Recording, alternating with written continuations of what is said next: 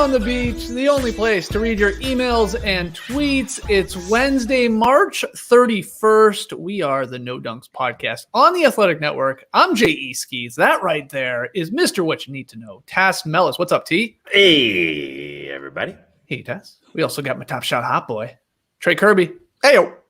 Hey. Yo. And last but not least, making the magic happen here on a Wednesday afternoon, it's JD. Hello. There he is, and here we are. No Leigh with us today on the beach. That man's getting a second Marcus Pfizer right to his arm as we speak. I just saw his wife Roxy got the second dose, and I believe Leigh said he was up next. He's got a picture up on his Twitter getting ready for it. I don't know if it's pre-stick or post-stick, but yeah, Leigh's documenting it. I love it. Yeah, great stuff. So no, Leigh, that's fine. We got a bunch of great questions that we're going to tackle here. Shout out to the stream team joining us live right now on YouTube. Everybody take a second.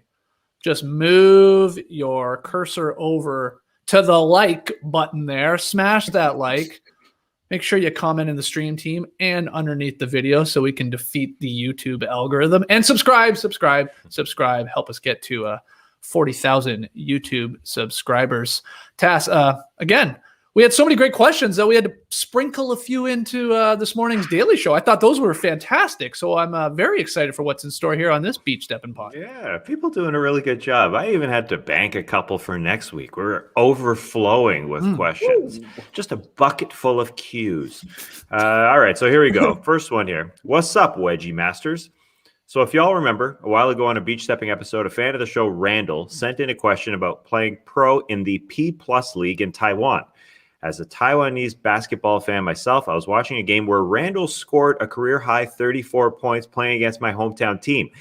I was super torn apart watching the game because I wanted my hometown team to win, but at the same time, I was rooting hard for my fellow No Dunks fan. So here's my question.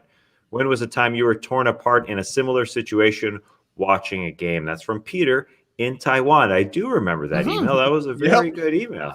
Randall making it happen in Taiwan, potting 34 points. Yeah, I did cut this part out. He got there with a couple free throws at the end, so that would make Leigh Ellis proud. Oh, nice. He iced the game. So sorry, Peter, had to cut that out, but I added it in, so all good.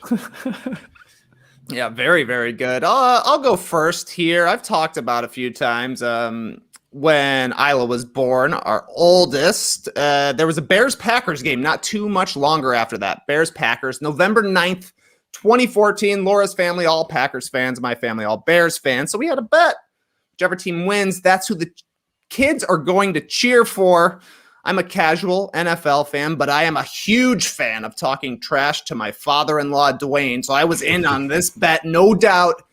Except for I knew the fact the kids would be happier if they ended up as Green Bay fans. The famous stat goes the Bears have had, I believe, 33 starting quarterbacks since 1992. Green Bay Packers have had 2 of them.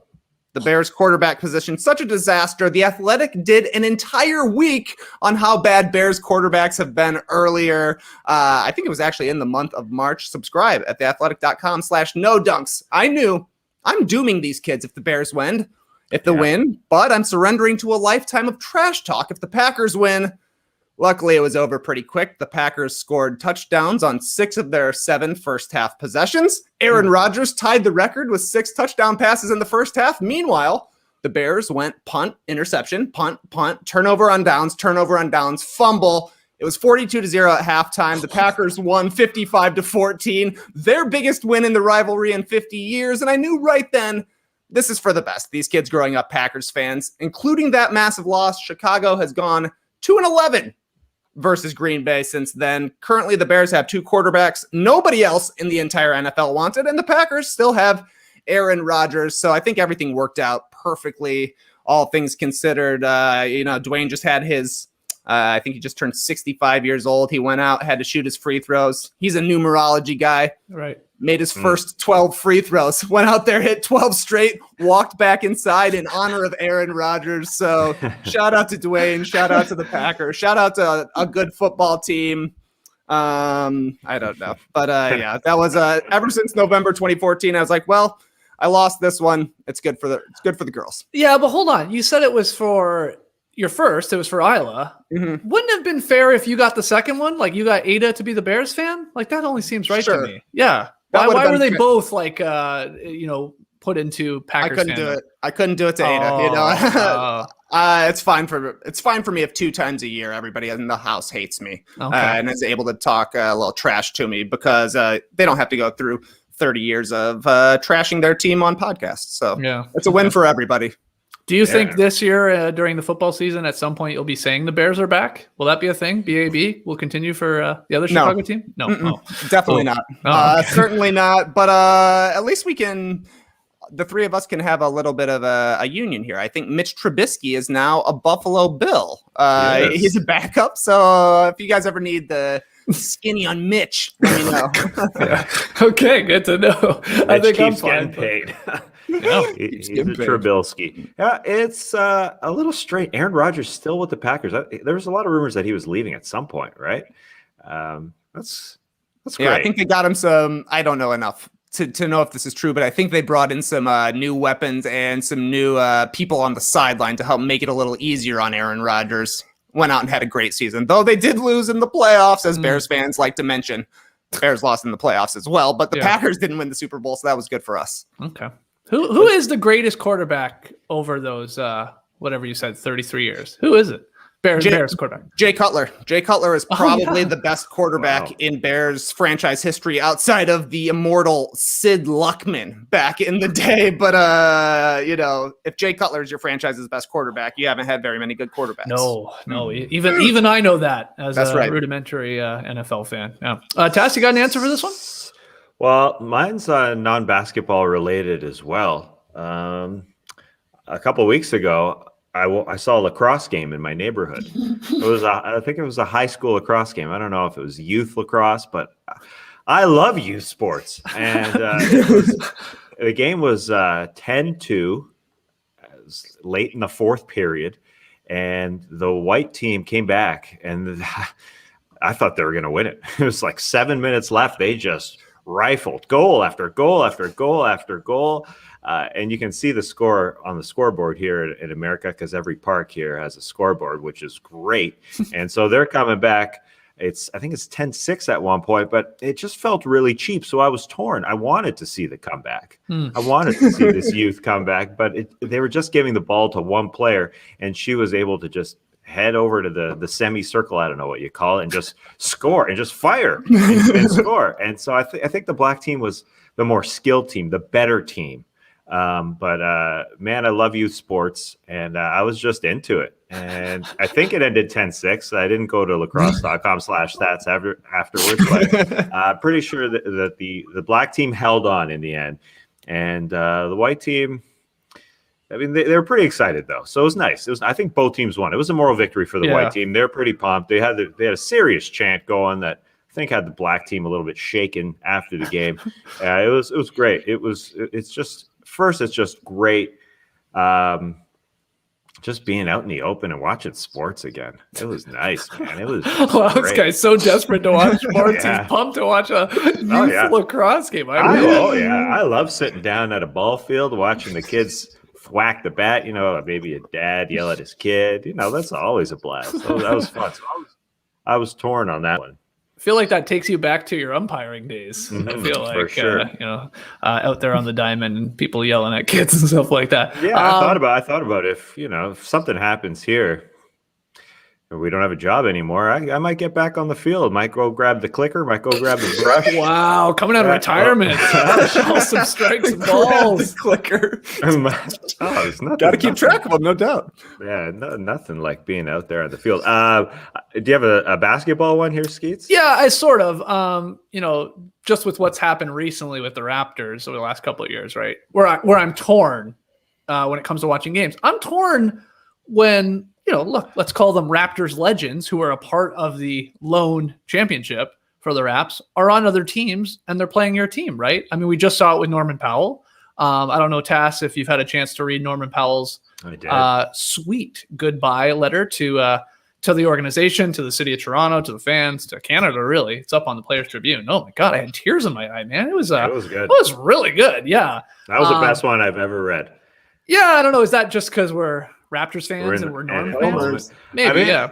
Most words I've ever read by a player. That's the longest one. Yeah, he had like chapters in it. I liked it. I like the layout that he went with there. Incredible photos in there. It wasn't done by the Players Tribune, but it was great. It was like a short novel. I had some of my Raptors friends complaining about how long it was. Oh my don't know God. how to read. But it was so good. Anyways, go on. Well, yeah, I mean, so the point is, Norm playing for the Blazers against the Raps, even like when Marc Gasol or Serge Ibaka plays against the Raps, like those guys, like for that first title, I think it's really special. I mean, I'm sure, hell, maybe Celtics fans and Lakers fans and Warriors fans and Bulls fans, like will be able to tell me, no, like every member of every championship team like has a special place in your heart.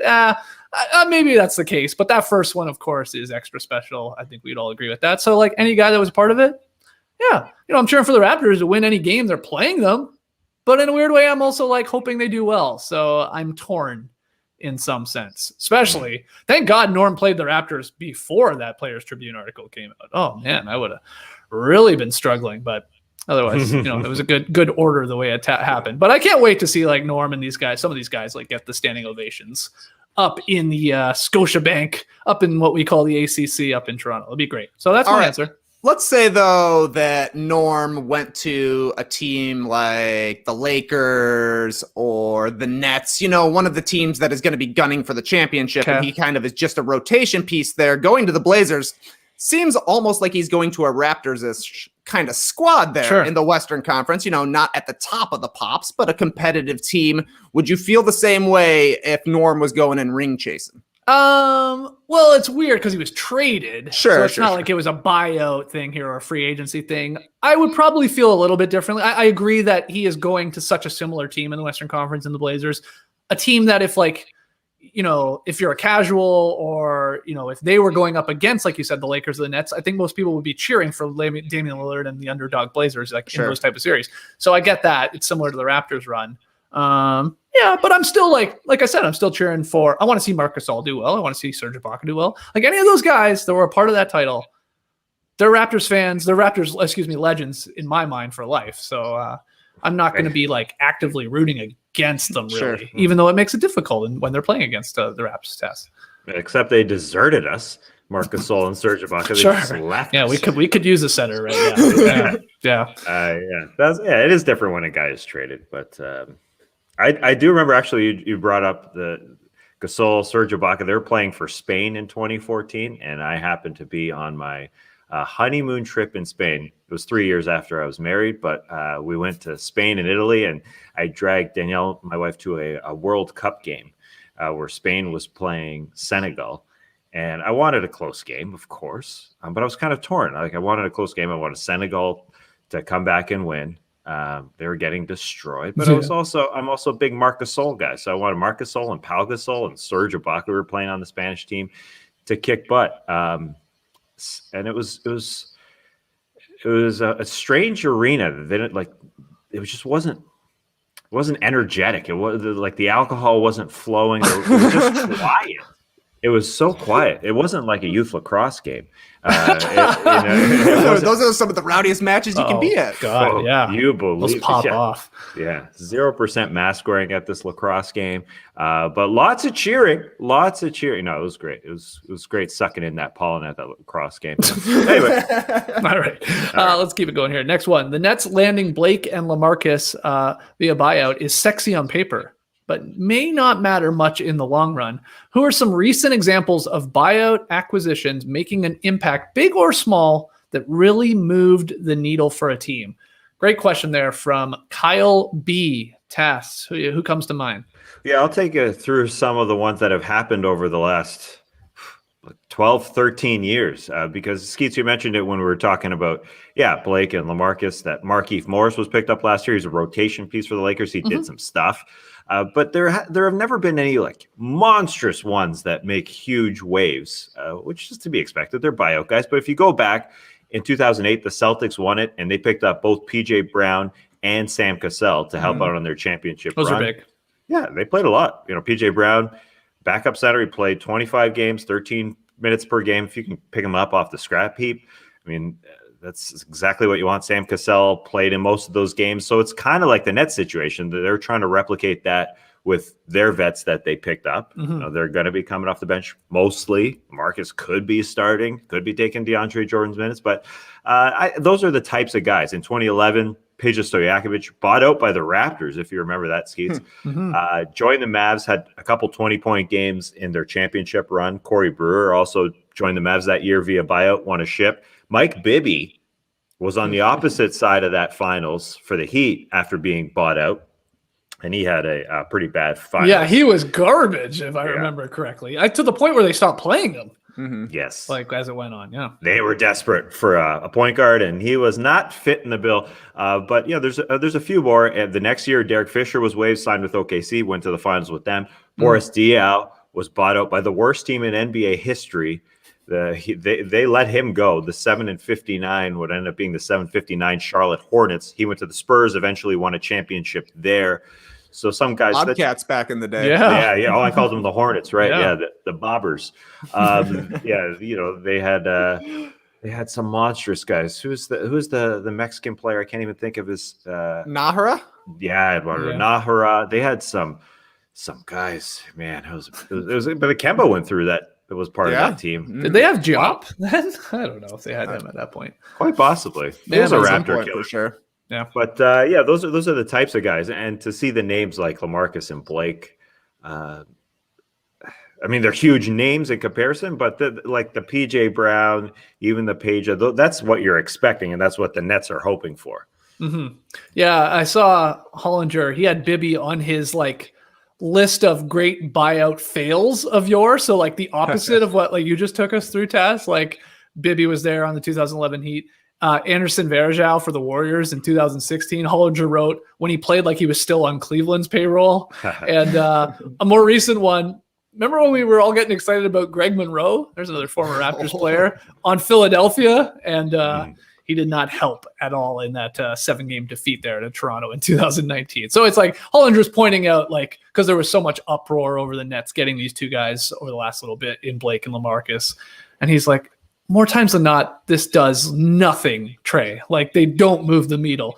Now, Tass took us through a couple where they definitely had a role in helping their team win a championship or go far. But a lot of times it's a bunch of, we're just making waves for no reason here. It's not that important. And maybe Blake and LaMarcus will help in particular matchups and stuff like that. But a lot of cases where it doesn't work out.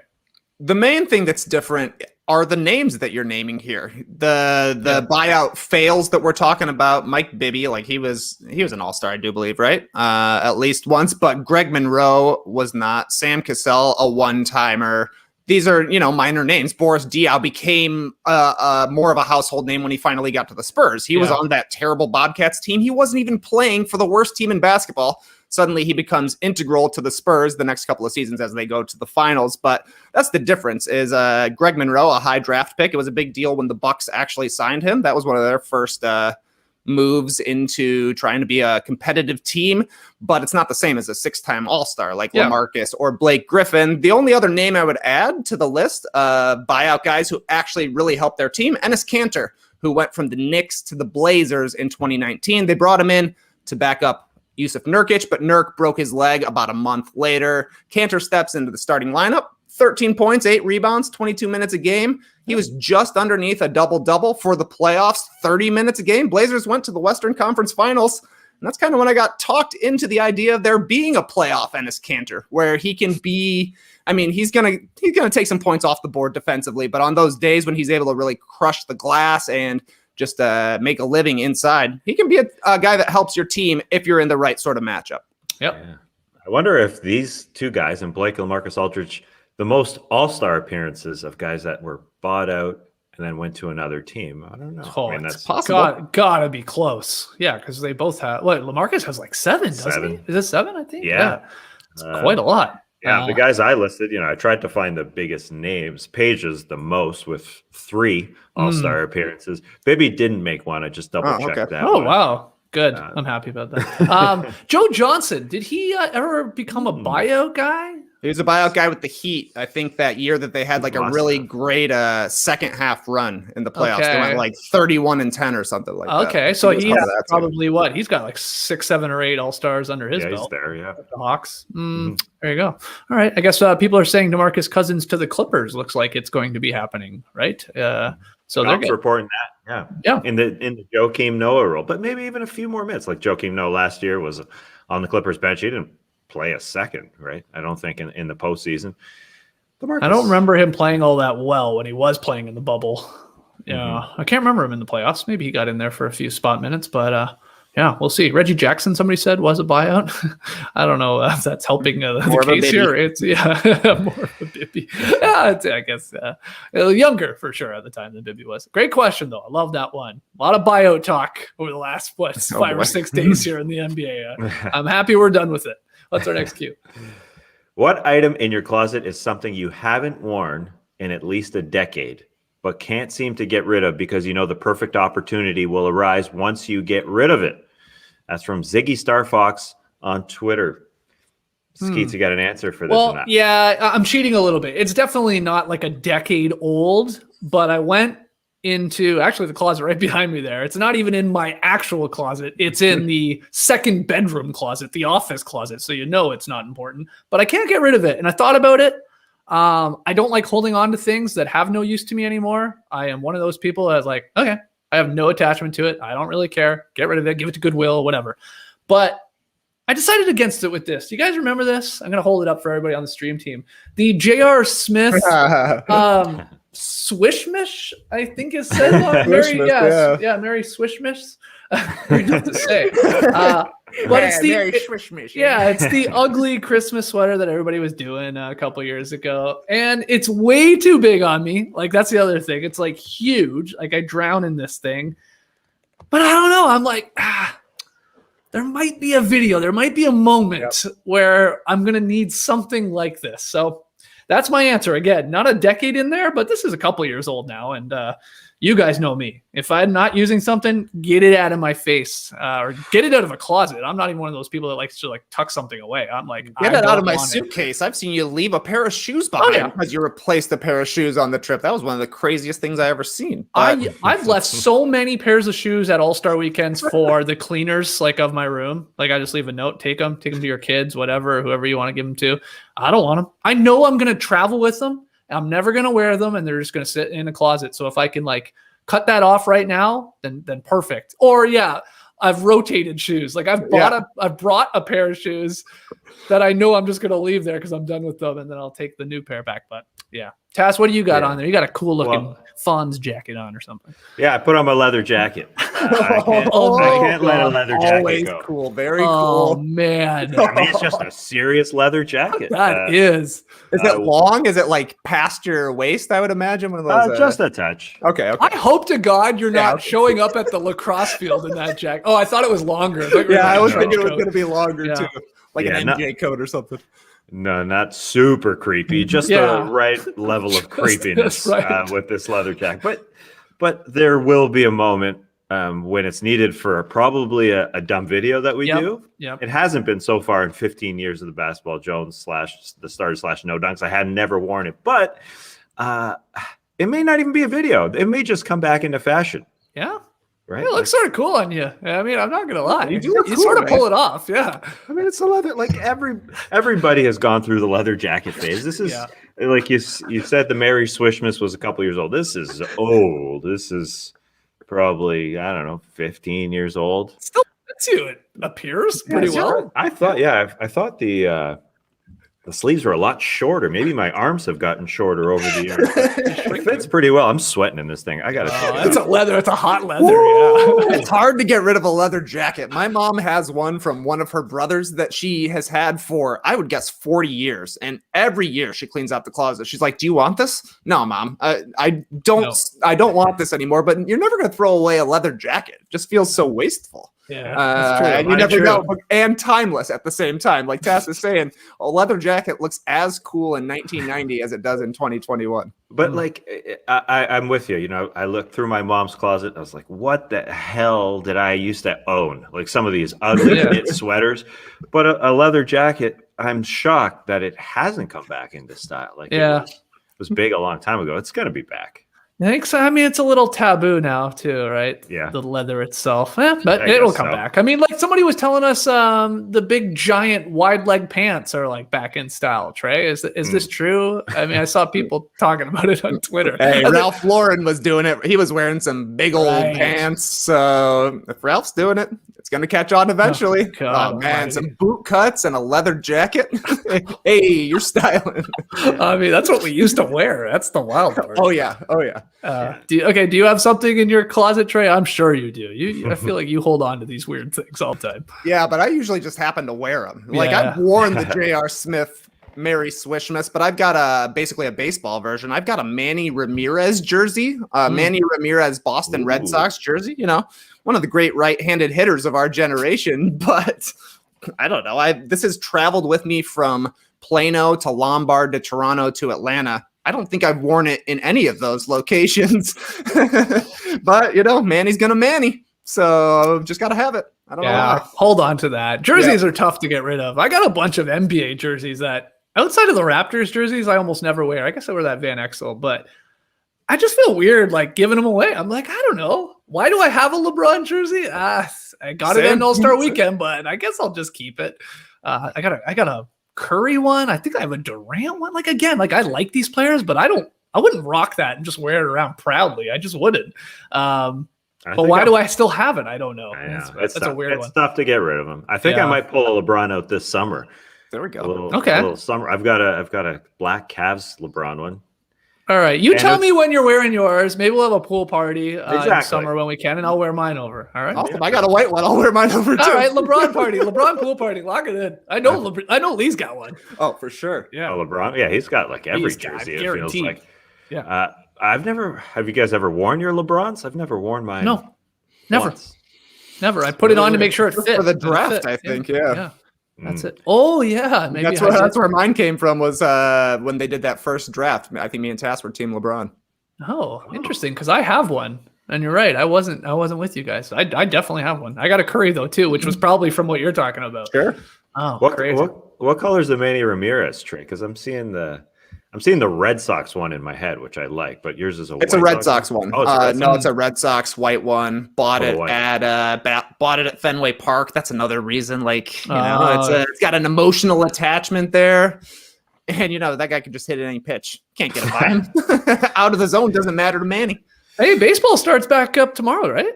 Yeah, April 1st. You better believe it. All right, I'm wearing it on the show tomorrow. I want to wear that tomorrow for opening day. All right, excellent. Didn't the Red Sox have a brown one for a while? Like I'm seeing like a camouflagey one. It wasn't camouflage, but it was brown, like a Carhartt kind of type of thing. Probably at this point. I could see Manny rocking that. All right. Our next question. Hey, No Dunks crew. I have a major decision I need you to make for me. I am originally from St. Louis, and I'm a huge Bulls fan. After living in Japan for a year, I am back in America, but I have relocated to Shreveport, Louisiana. Shreveport is in northwestern Louisiana, and it's actually closer to Dallas than it is New Orleans. So my issue is, who do I claim as my new adopted team? Do I go with the closer Dallas Mavericks and Luka Doncic? Or do I go with the home state Pelicans and Zion Williamson? Turn up. Love you guys.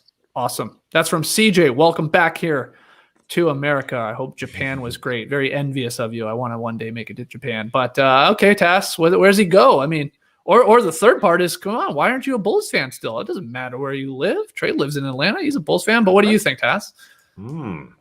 I was torn trying to answer this one for CJ because you know I want to support the small market. I love the city of New Orleans. If you're ever going there for a game, let's think long term. Games will be back. New Orleans is a blast. The music, the food, just being there, just the vibes of being there, the street performance. It's great.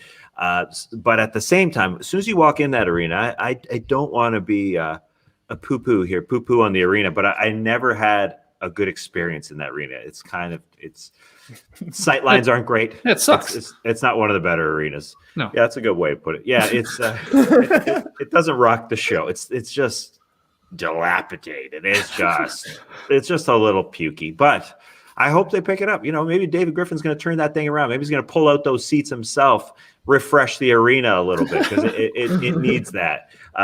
So I'm torn on that. But if you want a better in-game experience, you got to go Mavericks. But I would lean Pels. But if he's closer to Dallas, he's going to end up going to more Dallas games. That's tough. That is tough. I mean, the good thing is you can't right now, Trey, go wrong with either of those teams having a young talent like Luka or Zion. So, I mean, flip a coin and you're probably going to be okay, right? Exactly. They're both blue chippers. They're probably both going to be challenging for MVPs in the near future. A lot of upside for both the players and both of these teams. They're both generally young teams, I would say. They're both in the Western Conference. Doesn't conflict with the Bulls if you want to stay with the Bulls, which I think you should. Personally, I'm going to recommend Luka Doncic and the Mavericks here. A little surprising even to myself. But they're the 7th seed in the West right now. 3.5 games up on the 11th seed. Basketball Reference says it's an 83% chance at the playoffs for Dallas. ESPN's got it at 86%. To me, they're a playoff team. And if I'm coming back to the NBA after a little bit of a layoff, I want a team that's going to be playing in the postseason. So that's why I'd hop on the Mavericks bandwagon right now. Luka hit a game winner in the playoffs last year against the Clippers. Game 4, going to be must watch again in the postseason this year. All right, CJ. Follow up with us. Let us know who you end up going with. You go the Mavericks, you go the Pelicans, you go somewhere else. And I can't wait to see who you're leaning with there. Did you guys see what JJ Redick said, by the way? Speaking of these teams, sort of just before jumping on here, I guess on his own podcast. Tell me, because I read that headline and I didn't jump in. Well, I didn't listen to the podcast. I saw a lot of the write-ups on it and a lot of people on Twitter. And, he was taking some shots at Griff there, basically saying he was basically lied to, really, when it came to being moved. If he wasn't going to be moved early, sort of remember when there was all those rumors he was going to go up to like closer to his family up on the East Coast, like the Celtics or the Sixers, stuff like that. And when then that didn't happen, he says that him and Griff had come to an agreement that, he'll be bought out and then he could sort of just sign wherever the heck he wanted to. What happens? He ends up getting traded to the Dallas Mavericks, and Redick making it clear that I think he's happy to play with Luka and all that, maybe a postseason push here, but wouldn't have been his pick, Trey, right? is what I was taking from all of this, and felt a little pissed off actually with maybe there was a handshake deal or whatever that we agreed upon, and Griff decided for his franchise to get something in return for him at the deadline. Yeah, he definitely sounds like he feels misled with the way things went down with the Pelicans, and it seems like it is kind of a compounding thing for Redick as well, since the trade did not send him to the Northeast, which is what everybody thought was going to happen. Sounds like what JJ thought was going to happen as well, which would have left him a lot closer to his family and a lot easier to see his family. So I don't blame him for being upset if he was told something and then something else happened. Plus, he's even farther away now from his family. So, tough stuff for JJ Redick. And we'll see. I mean, it's a different kind of scenario when a player has their own podcast and they can go and put this kind of front office player relations sort of business out in the open like this. That's not something, it's a little bit different when it's coming from a podcast, I think, than when you're just seeing somebody tweeting about it and you're trying to decipher what these cryptic tweets mean. JJ's right there saying it pretty calmly, exactly what his side of the story. So, we'll see if the Pelicans and David Griffin respond. Yeah, how do you feel if you're a Mavericks fan, sort of, too, hearing this? I saw some people in the stream team going, that's not the greatest thing you want to hear. A guy we just acquired. Not that it cost him a ton, Tass, but, basically saying in so many words, well, I don't really want to be here. I wanted to be somewhere else, but here I am. You concerned at all if you're a Mavs fan? I think they'd get over it pretty quickly. I don't know. It wouldn't. As a fan, it wouldn't bother me that much. As soon as that first 3 licks the mesh, I think it's over. Would it bother you? I don't think I'd care. I mean, you would hope a guy that's been around this long is going to be, I would assume he's going to be a professional about it when he's out actually on the floor trying to compete. He's not going to be throwing games because he doesn't want to be in Dallas. But yeah, we'll see. I just remember JJ earlier this season during the preseason when Stan Van Gundy was running his team through all those hard practices. He was pissed off about it and saying, "Oh, why the fuck am I doing this again?" He's literally said that. Why am I doing this again with Stan Van Gundy? I had to go through this with him in Orlando. I mean, it was a little tongue in cheek, but he was also pissed. I mean, he just seemed kind of angry all year. I haven't been listening to his podcast week in and week out, but I don't know. I'm also of the mind that it didn't work out in New Orleans for him whatsoever. And this is just a few month run in Dallas. He doesn't have to be there for a long time at all. I mean, it's a few months. It's not the biggest deal in the world. And then it's over, Yeah. And then he can probably pick those teams closer to his family up there on the East Coast for next year if he wants to. So we'll see. All right. Next one. Hello, Doinks. I became a fan during the starters on NBA TV and have been locked in ever since. I saw your recent posting of episode 666 from the Basketball Jones, which was absurd, by the way, and then proceeded to travel down the rabbit hole of watching old TBJ clips on YouTube for hours. I was amazed and confused and delighted. I kept thinking, why have I never seen this before? I'll spare the recap of my favorite bits. But my question, what is something you couldn't believe you hadn't seen much earlier? Turney Levy Oz. That's a good one. Turn Up Love You Guys awesome, but Turney Levy Oz. Marshall in Knoxville, Tennessee. So something you should have watched a lot earlier. Surprise, Trey. I still haven't seen Interstellar. Oh, wow. I'm a Christopher Nolan fan. I'm a liker of space movies. I think this is about space. It seems like it's about space. There's wormholes. Is that right? Yes. Love wormholes. Black holes as well. Well, yeah, I can't remember which one. There is a hole. Maybe it starts as a black hole, moves to a wormhole. I don't know. I love them both. Time travel, is that in this? Yes. Okay. Yeah. Okay. I love that. But I do know it's hard to figure out. Is that right? I've watched it probably 12 times. I still have no idea what's happening. Exactly. But I love the movie. Exactly. That's what I love. I love a movie that is very confusing. And you guys know I love a movie that is very long. And that seems to be the pitch for this, like, good luck. That's all you would hear about Interstellar when it come up. Good luck. I would have loved to be in on the theorizing. I was a little worried about spoilers. But it seems like with Interstellar, everybody just says, oh, good luck finding it out. Right. Good luck understanding what happened, which is great because this movie's been out now for 7 years, but it's never been spoiled for me because nobody can really explain the spoiler, I don't think. Right. So, I don't know. I'll dip in at some point. I love it. First off, I think the music is incredible.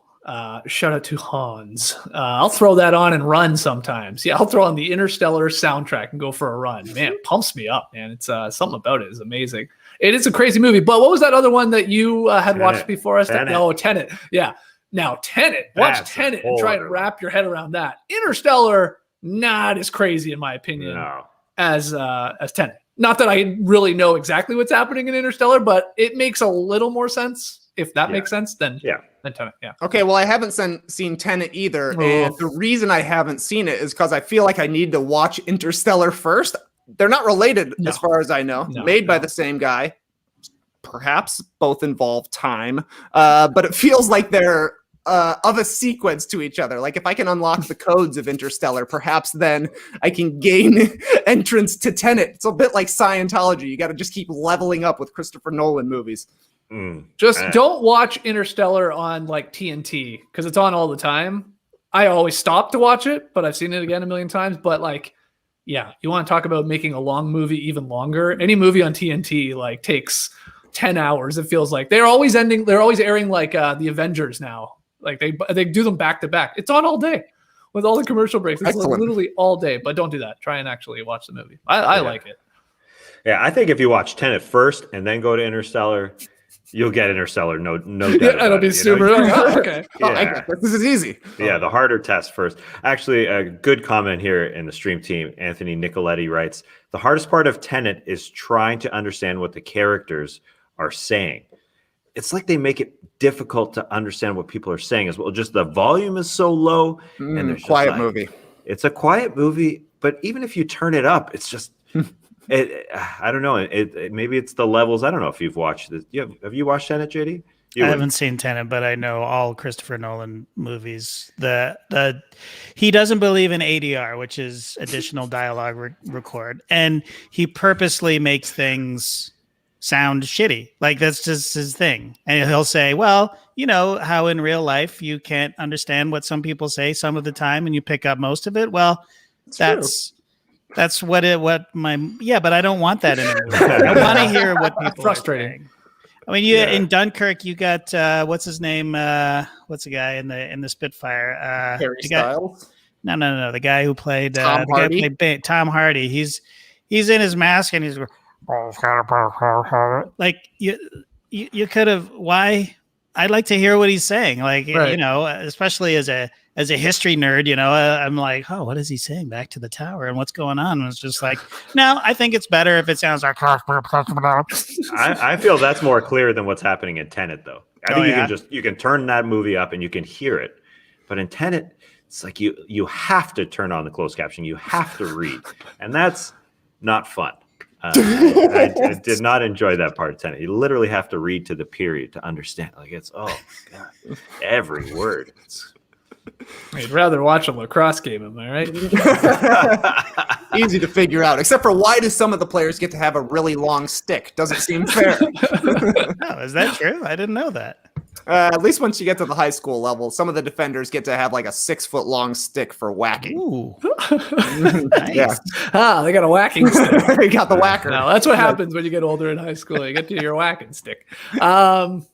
Dunkirk was good, though. I did see Dunkirk now that I'm looking at Christopher Nolan's films here. So now I feel completely out of the loop. Interstellar, then Dunkirk, then Tenet.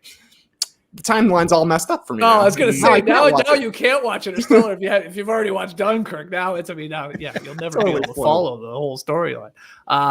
What's something, JD, do you have an answer for this? Something you couldn't believe you hadn't seen much earlier? Yeah, I'm watching it right now. It's The Americans. The show. Like right now, as we're recording this show. Yeah, I've got it on in the background here. Nice. I fade in and out. Rachel's a one-show woman, right? So she'll only watch one show at a time from beginning to end, and it's a little annoying at times, but it's fine when we pick a good one that I haven't seen. And I can't believe that I never got into this show because it is awesome. It's amazing. So good. It's just one of those hidden gems. So. And we got 6 seasons to go through, so it's great. Oh, don't you love that feeling too? You're like, yeah. Oh, you've started it, and you're like, damn, this is good. People were right, and then you're like, oh, we're gonna be watching this for months now. Yeah, it's like you don't have to decide when you sit down. I love that feeling when you're watching a good binge. You're just like, well, we know what we're watching here. Yep, no discussion. Exactly. That was for like, I mean, I've said this before, so I'll make it quick. But Breaking Bad, no doubt, we weren't like right there at the beginning. Started popping off, everybody's talking about it, and I was like still like not convinced for whatever reason, like I don't know. And then of course you started and you're like, and then maybe it is, and then it was like, oh my god, this is so good. So that's my answer. Who hasn't answered this one yet? Tassie, I guess I haven't. I was a little late to Succession, which JD says is the best thing on TV right now. Season 3 later this year, I think. Hopefully. Hopefully, yeah. Everything TBD. But it's really weird with Succession because I watched the first season, loved it. Then I watched the first episode of the second season, and then I had to go back and make sure that I hadn't watched the rest of the season. I just read some of the summary for episode 2, 3. I stopped after episode 1, season 2, which was really strange because it was good. But then I don't know, maybe I wanted Kendall not to come back to the family just for a bit, stay in Iceland. You obviously had to get reeled back in, but I don't know. I tuned out for a bit. Happy to read this email too from Marshall there about enjoying the certified classics that we're throwing up on our YouTube page. Just another reason to subscribe to No Dunks on YouTube, because we are trying to put up some of our old gems that we have found either online or in some cases like hard drives. I guess you got some wires that you needed, JD. I did, but that particular drive was a bit of a bust. Oh no! So, no! I got it's got all of our graphics and stuff. Old TVJ. Almost in the sense it didn't have a lot of video on it. Okay. Not a lot of final video, unfortunately. But the hunt continues. Okay. Well, hopefully we got something in store for you guys a little bit later this week in terms of the certified classics. We'll try and get something up. I think the plan is to try and get something up once a week, but we'll try our best. We got to find some of it. Next one here. Hello, No Dunk Cowboys. I am the proud owner of the Lee Ellis Metro Media Jam jersey that he wore while knocking down the game winner to win the tournament thanks to my friend who worked in that gym. This is a real thing here. This is from Ryan. He has Lee's jersey. We're showing you the clip if you're joining us 8 on YouTube. Yes. Leigh, nice pass, and then it comes back to Leigh in the corner for the 3 game, and this guy's pumped. Yes, that's it. That's it. Look, that guy is happy. Oh my God, he is so pumped there.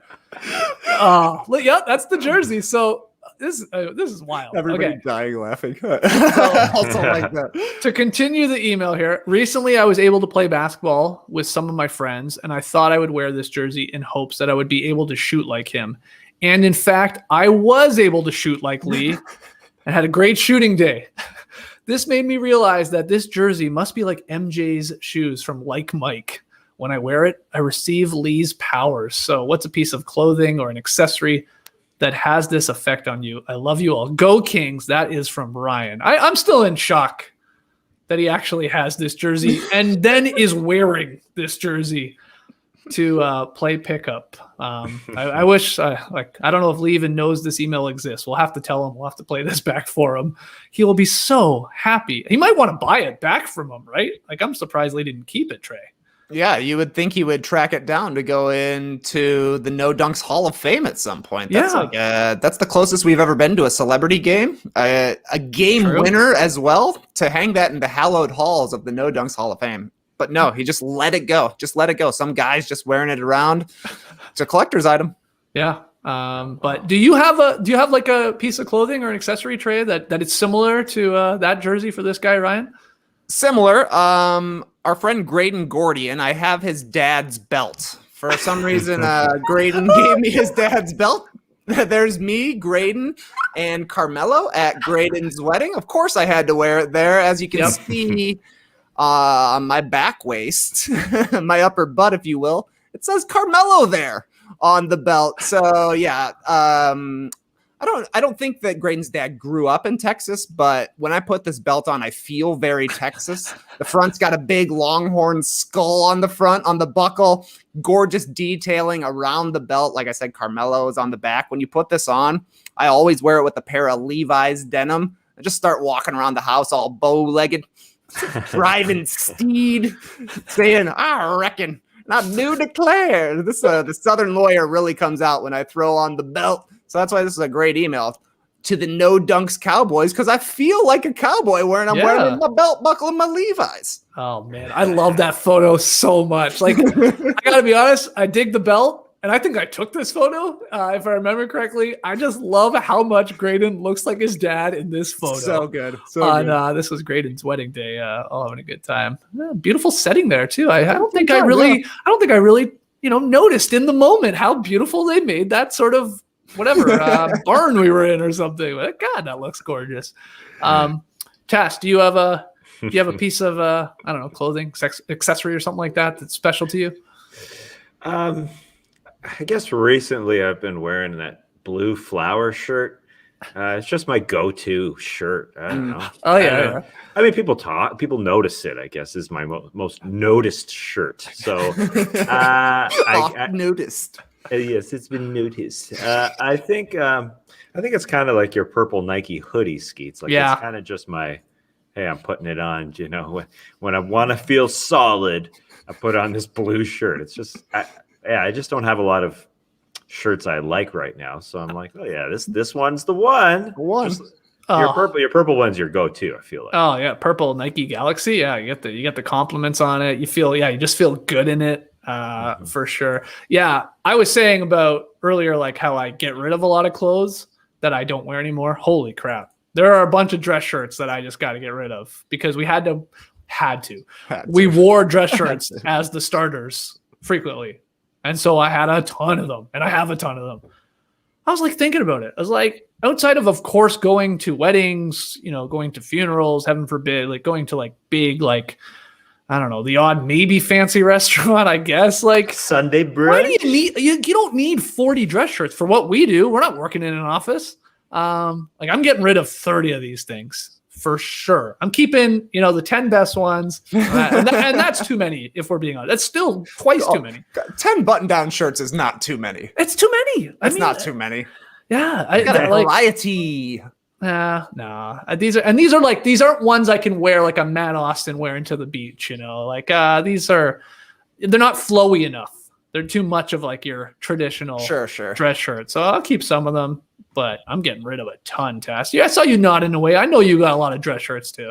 Well, I just moved, and all the stuff that I had packed that I didn't see for like almost 2 months because I was at my mother-in-law's. I had stuff packed that I didn't bring to my mother-in-law's.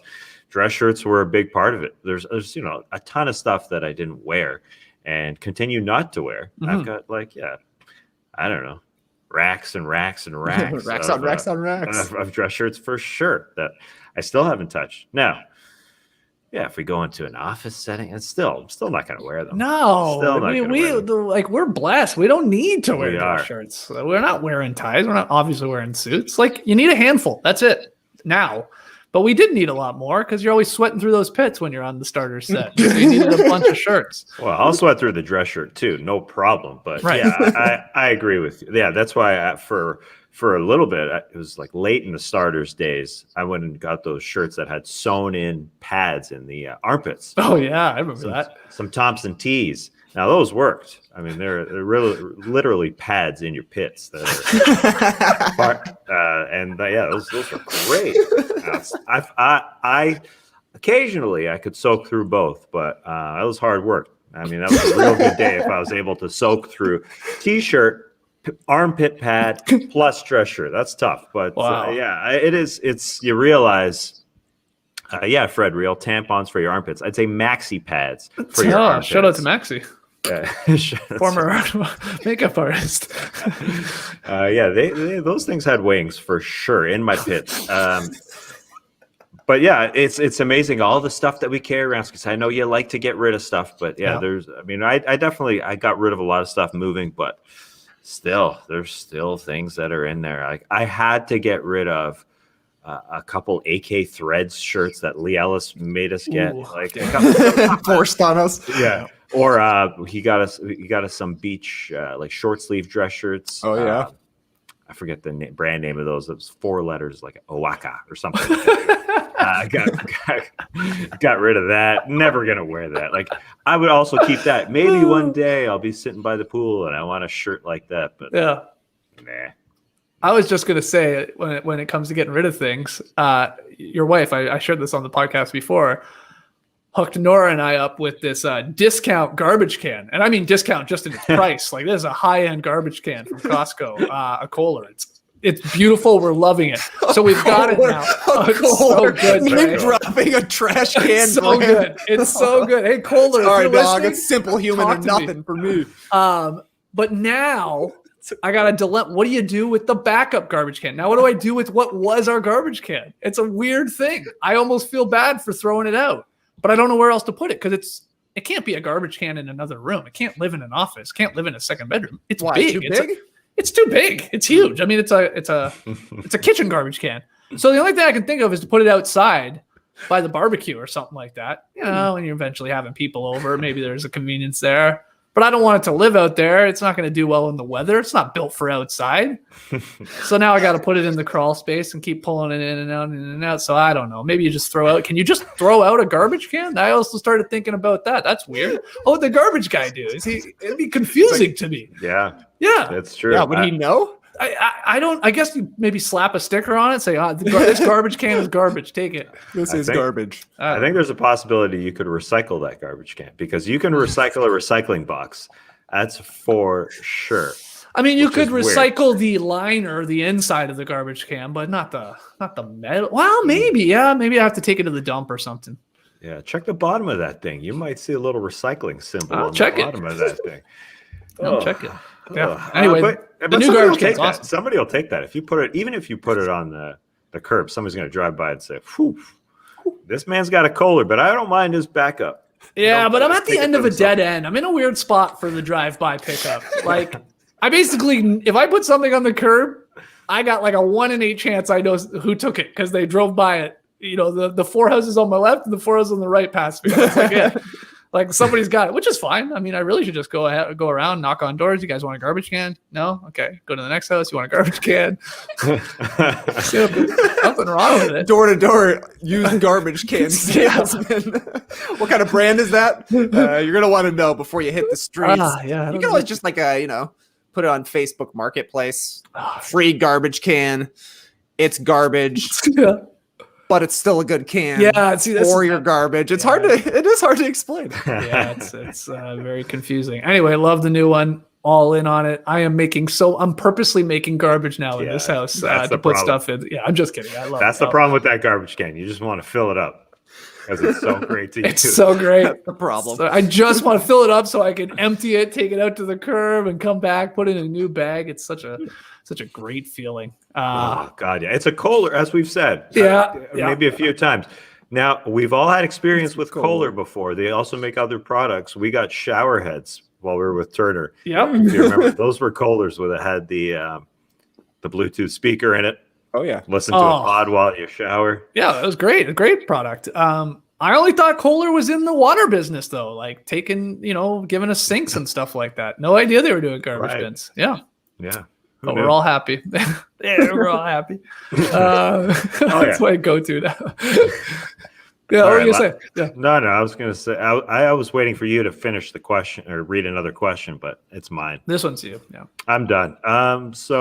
People are asking, while I read this last question, maybe you want to go grab it. Or no, you're not going to go grab it. It's not small. I mean, I can pick it up, but it's going to be a little clunky. You want me to go grab it? I want to see this thing. Right, I want to see what the Kohler's replacing. For everybody here on the stream team. I'll be right back. Okay. People are also, we're talking bins, Tass. People want to know about the compost. And I don't know, does compost travel with you from house to house? Yes, great question. Ooh. It was strange, but I didn't take the dirt with me. I didn't travel with the dirt. But recently, when I moved, I did say this a few weeks ago, but I put my hands right in my compost bin. I was getting the dirt out, and I burnt the end of my fingers because the dirt was so hot. Oh, that's a nice bin. That could be a Kohler. Oh, it's heavy. Can you see it? We can see it. Look at that, Trey. There we go. Okay. Oh, that is the Kohler. Kohler. Kohler style. I'm loving this. This looks nice, man. Yeah, totally. Now we're seeing it open on the bed. You're putting a trash can on the bed. The slow close. That's nice. Nobody's slamming lids in this household. Kohler Engineering. You see that lid? Now there's a nice little button if you want, or like a little switch. Press that, it'll stay open. You're putting a bunch of stuff in. You don't want to open it and close it. Oh God, it smells like garbage in here now. You just put a Kohler trash can on a bed. The only trash can you would ever put on a bed is a Kohler. Yeah. Nora's upset with me already. She's like, "What are you doing? I'm not taking that." I'm like, "I gotta show everybody." She's like, "It's got garbage in it." You want to go? You might be able to. Why don't you go get the other one as well? I guarantee we can find a taker for that Skeets garbage can. You pop a little JES on the side. Ooh, come on. It's a nice white garbage can. It would nice Sharpie on that would look pretty good. That's not a bad idea. I'm not going to get it. I don't even know where that one is. Yeah, I thought you were grabbing the backup garbage can. No, I was grabbing this Kohler to show it off. It's nice. Yeah. Wow. That's definitely a show off. That's a nice outside of the look at that. The kitchen. It's nice, show it off. Don't put it in a cupboard. No way. Look at that thing. I'm gonna leave it there. Yeah. We're gonna leave it in the bedroom. You gotta sleep around it. All right. Did you guys read the final one? Or no? No, we started talking about. Let's wrap this up because it does smell like garbage in here now. Well, I'm getting yelled at for putting my little my little compost bin on my kitchen island. Come on, this guy's putting a garbage bin on his bed. Anyway, let's get this straight. It is a guest bedroom bed, right? Hold on. It's a second guest bedroom bed. I mean, the odds of anyone actually ever sleeping in this bed are low. I mean, you know, you're not having that many people over. I guess if the in-laws come, maybe a sister-in-law comes, then sure, you're using it. But you got to have a lot of people in your house to be using the second bedroom. And it feels like that's never going to happen because no one can go anywhere. So it's feels like a complete waste. Anyway. Yeah. Yeah. Josh Carroll, thanks for the comment. Very this pod funny. has gone to the dumps. That's right. All right, last email here. With the great announcement about the return of Survivor, will you guys be bringing back the No Buffs podcast? I loved it last year and really wanted to return when it returns again, hopefully this fall. That's from JD Dashinsky on Twitter. Fitting because our own JD is going to answer this, baby. Oh, lock it in, right? I mean, I'm doing one for sure. Oh, yeah. Yeah. It's a no-brainer. Yeah. Now, I assume Skeets and Trey are in. Yes. Yeah. And Tass, are you in as well? I think I'm addicted now. I think All right. Wow, there you go. I'm happy to join. Yeah, Leigh was very much, nah, I'm good, but I think we can convince him because we can just make him, right? Like, Yep. Punishment? This That'll is be your his pick and job. payoff? Yeah. but you know, maybe we should get at least for a couple of episodes Matty O in there as well, just because we all love Survivor, but I feel like he would be he'd watch it with a more critical eye, which I think would cause a little bit more conflict and fun, you know, like him hating on things about it. So maybe you get him on or maybe some guests or something. But yeah, I'm 100% in. I love doing it. So when will we record it? Continue with the next day. It's usually on Wednesday nights, right? Mm-hmm. Yeah, I guess. I mean, that's up for discussion. That makes our lives. Well, I mean, we did do it when there was no basketball on. That's what I mean. That's what I mean. It'll either have to just come later on the Thursday. Maybe we do it even that Wednesday night. I mean, we get crazy with it. It's like the post-show recap. Options. We got options, but we'll do something for sure. Yeah, for sure. 100%. Any details about the next season or just, hey, we're probably coming back? I don't know almost anything about the next season, except that they're feel confident that everybody's going to be safe in recording it back in where they always do it in Fiji. But I don't think it's returning players at all. Well, but there was Tony had that cryptic message on his Instagram, right? Oh, he did have that cryptic message that he was like, I mean, cryptic. He was basically, he's either joking or he's literally on Survivor. I mean, which one is it? Wasn't that cryptic at all? No. Yeah, maybe. I think it's. My guess is it's a newbie season, and I think that's what people are saying in the stream team, which I'm good. Well, I'm happy about Yeah, I'm that. totally fine with. Yeah, that would be weird for Tony Vlahos, the king, to come back, right? Yeah, right away it would be. Yeah, he will be back for sure. But I mean, it's almost like it's unfortunate that they did the Sandra Robb season Island where like of the the Idols Island or of the whatever it's Idols, called. because it would have been like, and maybe they will still do it. They don't care because they're like Sandra's TV Gold. Like, it'd be cool now that we have two-time winners to have the king and queen basically sort of do some variation of what maybe they did. Not that that was a great season with what they were doing with them, but just having those two involved, maybe they actually play again on different tribes would be pretty cool. They'll probably do that, won't they? I don't know. Didn't she sort of quit last time? She walked off. Didn't walk off, but she was like, well, she did walk off. No, she quit. She pulled the thing on Extinction Island. I think, Right. Yeah, so she quit Extinction Island. Ooh, do you consider that quitting the game? I mean, technically, I guess you are still in it, but it is a different layer. It doesn't matter what we think; it's what Jeff thinks. So if he thinks that she quit, Jeff. then she quit and she's dead to him, probably. Yeah. Yeah, that was a retirement walk-off to me. But Survivor head. Yeah, look, we should be saving all of this for our next No Bus podcast. What are we doing? We're just cannibalizing each other here with our podcast. Anyway, we'll call it there. Great questions, as always. We sprinkled some in on this morning's daily show, so go make sure you listen to that or watch that on the No Dunks YouTube channel. Tomorrow, we're back at it. We got Tass's What You Need to Know very, very early. We got the No Dunks Daily Show. We got Whoopsie still coming this week. We got the NBA Happy Hour tomorrow night. That is a go. Leigh's sending us like Slack messages about getting his buddy that's a pilot on NBA Happy Hour. Like, Sure, why not? We had a lot of plane questions this morning. Yeah, so we'll be talking about the planes tomorrow night in NBA Happy Hour. And then, Friday, of course, we've got the Drop Podcast and we've got the Very Solid Plays. So lots of content being turned out in the Classic Factory. Please like the video, subscribe, comment. And, if you're a fan of the podcast, I hope you're subscribed to No Dunks wherever you listen to the No Dunks podcast. We really appreciate it. Clipper Bros. You heard it here first. Have a great time. Turn up. Love you guys. Awesome. Thanks for joining us. And remember, the irony of a garbage can is that you can recycle it. Embrace the day, people.